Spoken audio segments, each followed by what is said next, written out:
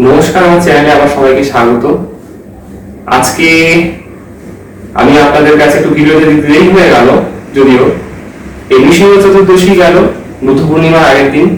সেদিন আমি গেছিলাম গৌরাঙ্গ মন্দিরে, যেটা লেক টাউনে অবস্থিত। সেই লেক টাউনে যে গৌরাঙ্গ মন্দির, তার বিশেষত্ব হচ্ছে সেখানে হরিরাজ নামে বিষ্ণুর এক মূর্তির পূজা হয়, যেটি খুবই রেয়ার, ভীষণই রেয়ার, যার আসল নাম বৈকুণ্ঠ। এই সেই বৈকুণ্ঠ দেবের এই দিন বিশেষভাবে নৃসিংহ চতুর্দশীতে পূজা হয়। তো আমি সেখানে পৌঁছে আপনাদের সে কিভাবে পূজা হচ্ছে, কি হচ্ছে সেটা তুলে ধরবো। তো আমাদের সঙ্গে থাকুন।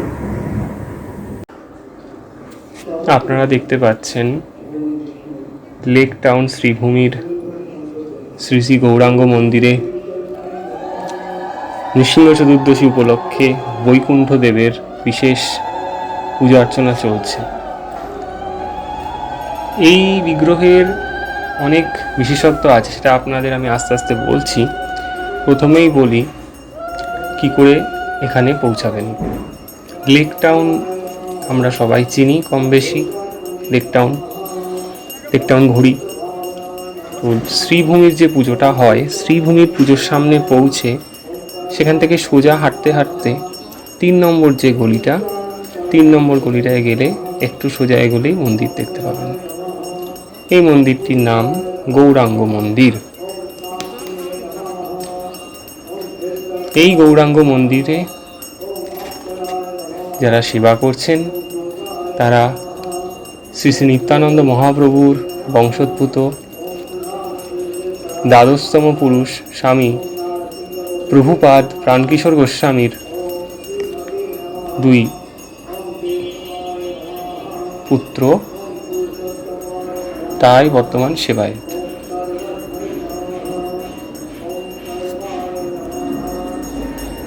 এই মন্দিরটির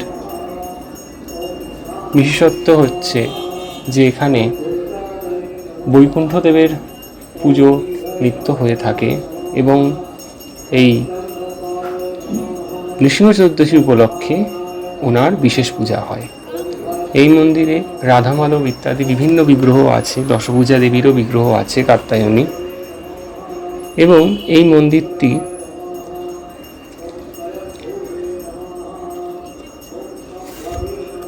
কিভাবে প্রতিষ্ঠিত হয় তার বিষয়ে একটি ছোট্ট ইতিহাস আছে, সেটা আপনাদেরকে আমি এবার বলছি। হিমাচল প্রদেশের ছাম্ব অঞ্চলে 1000 বছরের পুরাতন এক মন্দিরে পুজো হচ্ছিল বৈকুণ্ঠ নারায়ণের এক সুন্দর বিগ্রহ। দুষ্কৃতীরা সেই বিগ্রহ অপহরণ করে ও পাচার করতে চেষ্টা করে। ভারত সরকার সেটি ধরে ফেলে ঘটনাচক্রে, দৈবক্রমে, এবং তা শুল্ক বিভাগে মুম্বাই জাদুঘরে রেখে দেয়। এই মূর্তির সম্পর্কে অভিমত জানতে চান যে ইনি কে, এনার কি বিশেষত্ব, এই বিষ্ণুর এই মূর্তির কি বিশেষত্ব। তখন প্রভুপাদ প্রাণকিশোর জি এই মূর্তির ব্যাখ্যা প্রদান করেন। অতঃপর পরবর্তীতে এই গৌরাঙ্গ মন্দিরে এই একই অনুরূপ চতুর্মুখ সম্পন্ন চতুর্ভুজ নারায়ণের এই বৈকুণ্ঠ মূর্তি প্রতিষ্ঠিত হয়। যদিও ওনার আদি নাম, আসল যে শাস্ত্রে যেরমভাবে বর্ণনা করা হয়েছে, সেখানে ওনাকে বৈকুণ্ঠ নারায়ণ বা বৈকুণ্ঠ চতুর্মূর্তি বা চতুর্ভুহ ইত্যাদি বলা হয়েছে। তবে এই মন্দিরে উনি হরিরাজ নামে পূজিত হচ্ছেন। আমরা জানি বাংলায় বিভিন্ন মন্দিরে দেবী বিগ্রহের প্রতিষ্ঠার পরে বিভিন্ন নামকরণ হয়ে থাকে, তো সেটিও একই, এইটাও সেই একই ব্যাপার। এইখানে এই মন্দিরে প্রভুপাদ প্রাণকিশোরজি এই পশ্চিমবঙ্গে পূজার প্রবর্তন করেন এবং নিত্য পূজা হতে হতে এই নৃসিংহ চতুর্দশীর দিন বিশেষ পূজা অনুষ্ঠিত হতে থাকে প্রত্যেক বছর। আপনারা দেখবেন যে তুলসী প্রদান হচ্ছে, তুলসী প্রদানের পর পদ্ম দ্বারা অর্চনা হচ্ছে, পদ্ম দ্বারা অর্চনার পর আরতি হবে এবং আরতির পরে হোম হয়। এইভাবে পূজাটি সম্পন্ন হয় প্রত্যেক বছর। আমি এই প্রথম ওনার পূজার দর্শন করতে পেরে নিজেকে সৌভাগ্যবান মনে করছি। তাহলে এই বিগ্রহের শাস্ত্র অনুমোদিত কিছু বর্ণনা দেওয়া যাক, যেহেতু এই বিগ্রহের ব্যাপারে খুব বেশি কেউ জানেন না। খুবই একটি বিরল বিগ্রহ ভগবান নারায়ণের, যেখানে তার 4টি হাত 4টি মুখ। এমনিতে আমরা জানি যে ভগবান নারায়ণ চতুর্ভুজ, শঙ্খচক্র গদা পদ্মধারী। শ্রীদেবী ভূদেবী, কোনো ক্ষেত্রে রমাবাণী, দুপাশে তার অধিষ্ঠান করে। দক্ষিণ ভারতে বিশেষত শ্রীদেবী ভূদেবী অর্থাৎ লক্ষ্মী এবং ভূমি দেবী, এবং বাংলায় বহু প্রাচীন মূর্তিগুলোতে দেখা যায় পাল সেন যুগের যে শ্রী ও সরস্বতী। এই সরস্বতী দেবী অনেকের মতে পুষ্টি, অনেকে বলেন। তো যাই হোক, এই বিগ্রহের বিশেষত্ব আলোচনা করছি। প্রথম যেখানে আলোচনার বিষয় সেটা হচ্ছে জয়াক্ষ সংহিতা। জয়াক্ষ সংহিতাতে এই বৈকুণ্ঠ চতুর্মূর্তির একটি ধ্যান আমরা পাচ্ছি। সেই ধ্যান মতে তার রূপের একটি বর্ণনা আমি আপনাদের সামনে তুলে ধরছি। এই ধ্যানের মতে যিনি জগৎস্রষ্টা পরমেশ্বর, তাকে বিপ্র এইরূপ ধ্যান করবে যে তিনি চতুর্বক্ত্র এবং চতুর্ভুজ সমন্বিত। চতুর্ভুজে শঙ্খচক্র গদাপদ্ম তার রয়েছে। তার দেহকান্তি এবং চক্ষু উদ্দয় অতীব সুন্দর, এবং তিনি চতুরানন বিশিষ্ট অর্থাৎ 4টি মাথা। সামনে শ্রীহরি বিষ্ণু এবং আরও 3 দিকে নরসিংহ, বরাহ এবং কপিল, মোট 4টি মুখ। তিনি সর্বপ্রকারের আভরণে উত্তম রূপে বিভূষিত, শ্বেতবর্ণের পক্ষীরাজ গরুড়ের ওপরে আসীন। এই জগন্ময় সর্বব্যাপী পরমেশ্বর বিষ্ণু পীতবাস পরিধান করেছেন। তিনি সর্বলক্ষণ সংযুক্ত এবং বনমালা বিভূষিত, এবং এই বিগ্রহের মস্তকে একটি খুব সুন্দর কিরীট বিদ্যমান, বক্ষে তার কৌস্তুভমণি সুশোভিত, তার শরীর কর্পূর লিপ্ত ও কোটি সূর্য সমপ্রভ, এবং এই স্বরূপটি সর্বদেব কর্তৃক নমস্কৃত হচ্ছেন। তো এইটাই ধ্যানের আমি অনুবাদ বললাম। জয়াক্ষ সংহিতার কেউ যদি চান, খুলে 6ষ্ঠ পতলের আপনারা এই ধ্যানটি পেয়ে যাবেন। অনাদি নিধনম দেবম জগৎস্রষ্টারমীশ্বরম, এইভাবে বিভিন্ন শ্লোকে বর্ণনা করা হয়েছে। এরপরে আরও একটি ধ্যান আমি বৈকুণ্ঠ চতুর্মূর্তির বলছি। সেখানে রূপমণ্ডন অপরাজিতা শাস্ত্রবচনে উল্লেখ করা হয়েছে যে বৈকুণ্ঠের বর্ণনা করেছে। সেখানে বলছে যে তিনি অষ্টভুজ, মহাবলশালী, শান্তি প্রাপ্তির জন্যে ব্যক্তি তাকে গরুর পক্ষীর ওপরে আরূঢ় ও চতুর্বক্ত্র অষ্টহস্ত বিশিষ্ট ধ্যান করবে। তিনি তার দক্ষিণ হস্ত চতুষ্টয়ে গদা, খড়গ, বাণ ও চক্র এবং বাম হস্ত চতুষ্টয়ে শঙ্খ, ঢাল, ধনুক ও পদ্ম ধারণ করেছেন। তিনি চতুরানন বিশিষ্ট। এই 4টি মস্তক যথাক্রমে সম্মুখে পুরুষাকার শ্রীহরি বিষ্ণু, দক্ষিণ পার্শ্বে নরসিংহ, উত্তর দিকে বরাহ এবং অপর দিকে অর্থাৎ পশ্চাতে শ্রীমুখ যুক্ত, সম্ভবত কপিল। আমরা যদি ভাগবত পুরাণ দেখি সেখানে দেখব যে কপিল, নৃসিংহ বা নরসিংহ এবং বরাহ এবং নারায়ণ, এই চারটি অবতার কিন্তু চারটি পৃথক অবতার, কিন্তু এই মূর্তিতে চারটি অবতার একত্রে আমরা দেখতে পাচ্ছি।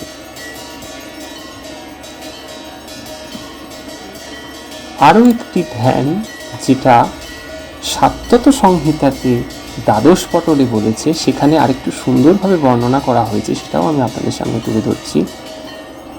সাত্যত সংহিতার দ্বাদশ পটলে এই বিগ্রহের একটি সুন্দর নাম আছে শক্তিশ। সেখানে ধ্যানে কীরকম বলছে, সে এই ধ্যানের সাথেই মূলত এই যে বিগ্রহ আপনারা দেখছেন এই বিগ্রহের সম্পূর্ণ মিলে যায়। এখানে বলছে যে শক্তিশের ধ্যান করবে, যার নেত্র পদ্মের মতো খুবই সুন্দর, যিনি ইচ্ছানুরূপ রূপ ধারণ করতে পারেন, সৌম্য এবং হাস্যযুক্ত শ্রীমুখ যার, যিনি ভক্তদের উপরে অনুগ্রহ করার জন্য এবং তাদের সুফল প্রদান করার জন্য নিজের চারিটি চরণকে ও চারিটি হস্তকে এবং পৃথিবীকে পীড়িত করতে থাকেন, অর্থাৎ তিনি সবসময় তার সর্বাঙ্গ চালনা করেন ভক্তের মঙ্গলের জন্য। তার কান্তি যুগানুযায়ী বদল হতে থাকে, তার চারিটি হাত এবং চারিটি মুখ।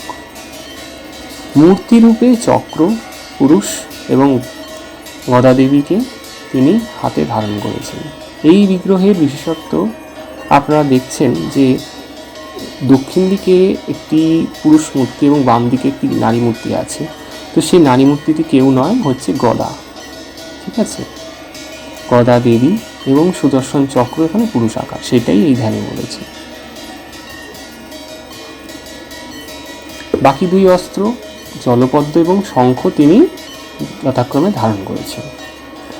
উনার শরীরের কান্তি চন্দ্রের মতো শুভ্র এবং হাতে ধরা পদ্ম দিয়ে তিনি সকলের সন্তাপ নাশ করেন।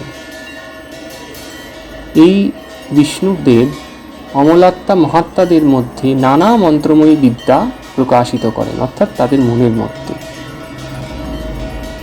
যিনি বাক্যবতী শব্দমূর্তি শঙ্খের দ্বারা প্রেরিত হলে আজ্ঞা প্রতীক্ষকের মতো নিজের গদা এবং চক্রকে দিয়ে সাধুজনের সন্তাপ প্রদানকারীকে বিনষ্ট করেন, অর্থাৎ অশুভের সংহার করেন। চার মুখের মধ্যে নরসিংহ মুখ দ্বারা সংসারের ভয় নাশ করেন সকলের। অমৃতাত্মনা বরাহমুখের দ্বারা প্রাণীর পোষণ করেন। পশ্চিমস্থ কপিল মুখের দ্বারা সবার উপসংহার করেন, অর্থাৎ লয়। এবং তিনি ভক্তি ও শ্রদ্ধাযুক্ত অমলাত্মা মহাত্মাদের দ্বারা স্মরণ করলে পর হৃদয়ের মধ্যে অথবা আকাশমণ্ডলে অথবা ভূমিতে অথবা অগ্নি মধ্যে এবং ব্রাহ্মণাদি চতুর্বর্ণকে অনুকম্পা করার জন্যে এই চাতুরাত্ম রূপে চার প্রকারে প্রকট হয়ে যান, অর্থাৎ এই চারটি মুখ বিশিষ্ট যে অবয়ব সেটির কথা বলা হচ্ছে। তো এই ছিল শক্তিশ বিগ্রহের বর্ণনা সাত্যত সংহিতা দ্বাদশ পটল অনুযায়ী। আমরা যদি বিষ্ণু সহস্রনাম দেখি সেখানেও কিন্তু এই বৈকুণ্ঠ চতুর্মূর্তির একটি নাম উল্লেখ হচ্ছে। চতুর্মূর্তিশ চতুর্বাহু চতুর্ব্যূহ চতুর্গতি চতুরাত্মা চতুর্ভাবস চতুর্বেদা, ঠিক আছে, এইভাবে উল্লেখ হচ্ছে। এই যে বিগ্রহ বহু বহু প্রাচীন মন্দিরগুলোতেও আমরা দেখতে পাই, যেমন খাজুরাহের লক্ষণ মন্দির যেটা দশম শতাব্দীতে নির্মিত সেখানে, এবং বিদেশি মিউজিয়ামেও কিন্তু এই বিগ্রহ সংরক্ষিত আছে। এই যে বিশেষ পূজা নৃসিংহ চতুর্দশীর পূজাতে ভক্তরা বিভিন্ন স্থান থেকে এখানে আগমন করেন ভগবান হরিকে অর্চনা করার জন্য। কেউ পুষ্প আনেন, তো কেউ নিজের সামর্থ্য অনুযায়ী পূজার ডালা সাজিয়ে আনেন। বিশেষত পদ্ম এখানে আনা হয়, আমি দেখলাম যেটা, যেহেতু পদ্ম দ্বারা অর্চনা করা হবে, তো সেহেতু সবাই আর কিছু আনুন না আনুন, একটা করে পদ্ম নিশ্চয়ই আনছেন ভগবান হরিকে প্রীত করার জন্যে। আমরা সকলেই জানি সমস্ত পুষ্পের মধ্যে, জলজ পুষ্পের মধ্যে কিন্তু পদ্ম সর্বোত্তম। সমস্ত দেবদেবীর এই পদ্ম পুষ্পটি অতীব প্রিয়। তো ভগবান শ্রীহরি বিষ্ণুও এর ব্যতিক্রম নন।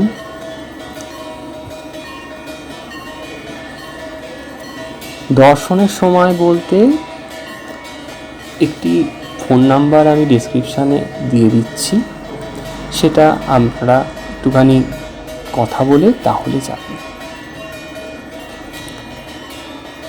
মোটামুটি নিত্য দর্শনই হয়, তবে এই যে নৃসিংহ চতুর্দশী, এই দিন বিশেষ পূজা যেহেতু হয়, এই দিন বিশেষ করে বিভিন্ন উপাচার দ্বারা ভগবানের পূজা হয়ে থাকে, তো সেই কারণে ওই দিনই মানে আপনারা এরকম এত সুন্দরভাবে সজ্জিত ভগবানের বিগ্রহ দর্শন করতে পারবেন।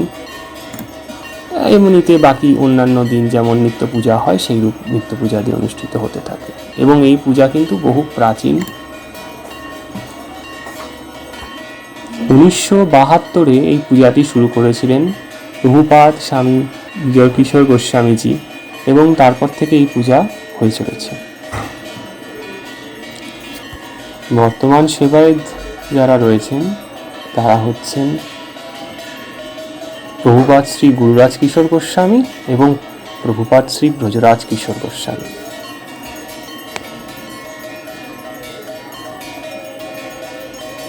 আমি মন্দিরের ম্যাপের লিঙ্কটাও ডেসক্রিপশানে দিয়ে দেব, যাতে সমস্ত যারা আগ্রহী এই বিগ্রহ দর্শন করতে, তারা যাতে দর্শন করতে পারেন।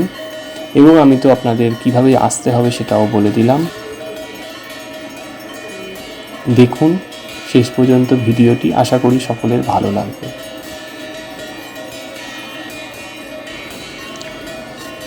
আরও একটি বিষয়, তা হলো বিষ্ণু সহস্রনামের দ্বারা তুলসী অর্চন হয় এবং নৃসিংহ মন্ত্রের দ্বারা পদ্মপুষ্পের দ্বারা অর্চনা করা হয়, যেটি আমি দেখলাম।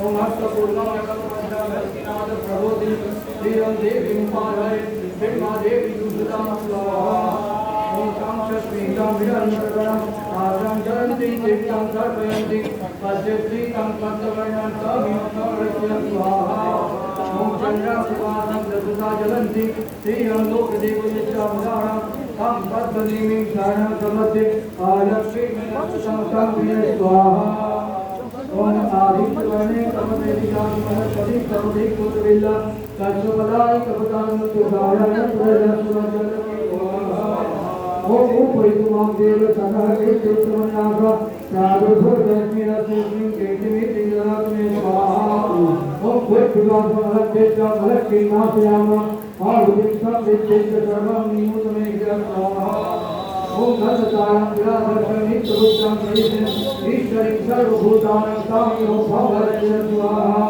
ओम धर्मसभाव आदिवाचा रत्नमहिमय प्रभुना रूपमण्डलमय शेषातं जगत् स्वाहा ओम कर्तमेन प्रजाभुता महिषं उदकटो श्रीरङ्गवासमेघ्रिय मातरपत्रमालिं स्वाहा ओम आदां पुष्पेण पुष्टिं सिंहलं हिमालयं चन्द्रं हिरण्मङ्गलकिं जातवेदमयावत् स्वाहा ओम आपत्य पुत्रिकाय विक्रीतमग्नेभ्य नीचदेवी मातरं श्रीरङ्गवासमेघ्रिय स्वाहा ओम आदां पुष्पेण पुष्टिं सुवर्णं हिमवाणिं सूर्यं हिरण्मङ्गलकिं जातवेदमयावत् स्वाहा ओम जगत्पुत्रीव्रतवकर्मणं प्रियपञ्चसन्तु श्रीकां सर्वजवे स्वाहा ओम अश्वदाय गोदाय वनदाय महाय नरकेशुषया देवी सर्वकामार्थदे स्वाहा ओम पुत्रं पुत्रं धनं धानं हस्तचरणभूषं प्रजानं भवतिमात आदित्वं करोमि स्वाहा ओम चन्द्रालक्ष्मीकाय पूजां पवित्रं चन्द्रभूषं वर्णां महालक्ष्मीं स्वाहा ओम करोमि मनोकाय अनुसूचितं परमिन्द्रव्यक्ते गोदापरमस्तरे स्वाहा ओम परिणतेयं सोमं पिबदेता सोमं धनसुमीनं चन्द्रदावसुमीनं स्वाहा ओम भाक्रोधमाचार्यलोभनात्मापि भवन्तिरुचिन्तानं श्रीसुन्दरसरण्यवे स्वाहा श्रीपञ्चकुमार कुमारविलासकुमारमहिमवे धनं धनं बहुभूषं लाभं स्वर्गं नरसिंहकुमार स्वाहा श्रीकृष्णं स्वाहा শ্রীযুক্ত আন্তরিকতা হল প্রকাশ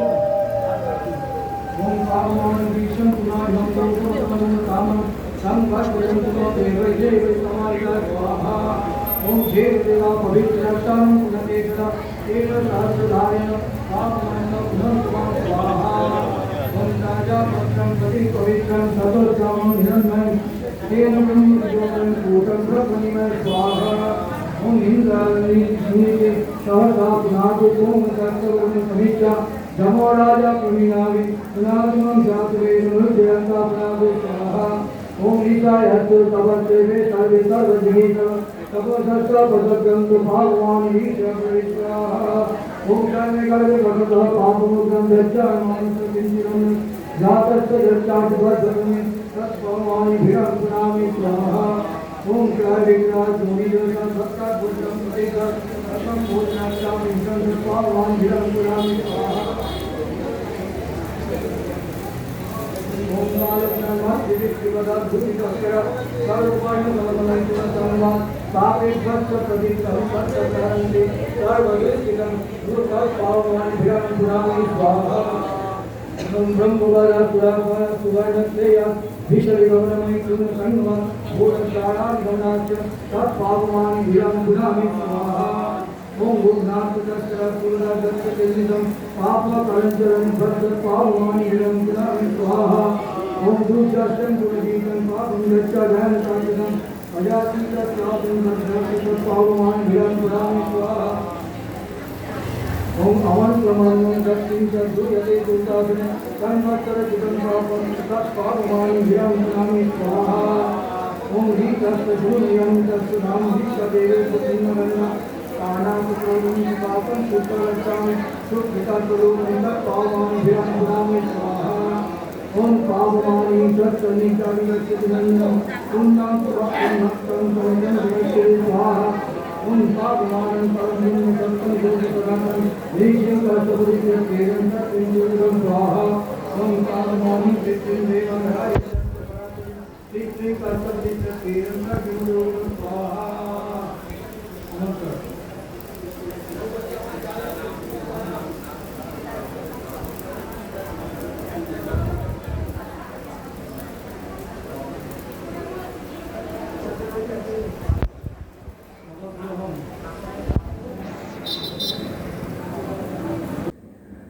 তো আশা করি আপনাদের ভিডিওটা আজকে খুব ভালো লাগলো। ভগবান বৈকুণ্ঠ নারায়ণের আপনারা দর্শন করলেন। এই রূপটি ভীষণই রেয়ার এবং কলকাতায় আমার জানার মধ্যে এই একটি মাত্র মন্দিরে ইনি পূজিত হচ্ছে। নিত্য পুজো তো হয়েই থাকে। এই নৃসিংহ চতুর্দশীর দিন চারদিকে চার মুখ, যেহেতু চারদিকে চারটি ঘটস্থাপন করে চারদিক থেকে চারজন পুরোহিত পূজা করেন এবং অবশ্যই সেখানে আরতি, এইভাবেই আরতি, পুষ্পদান ইত্যাদি সমস্ত অনুষ্ঠিত হয় এবং শেষে হোম হয়। হোমের পরে পূজার সাঙ্গ হয়। এইভাবেই বহু বছর ধরে এই পূজা চলে আসছে এবং আগামীতেও চলতে থাকবে। যদি ভিডিওটা ভালো লেগে থাকে তাহলে অবশ্যই একটা লাইক অবশ্যই করবেন এবং আমার চ্যানেলটাকে সাবস্ক্রাইব করে নেবেন এবং বেল আইকনটাকে ক্লিক করে অলে সেট করে দেবেন। তাহলে কি হবে, আমি যেই পরবর্তী ভিডিও আপনাদের সামনে তুলে ধরবো, এই চ্যানেলে আপলোড করব, তখনই সেই নোটিফিকেশন আপনাদের মোবাইলে চলে যাবে এবং আপনারা পরবর্তী ভিডিও দেখতে পাবেন। তো নমস্কার, সবাই ভালো থাকবেন।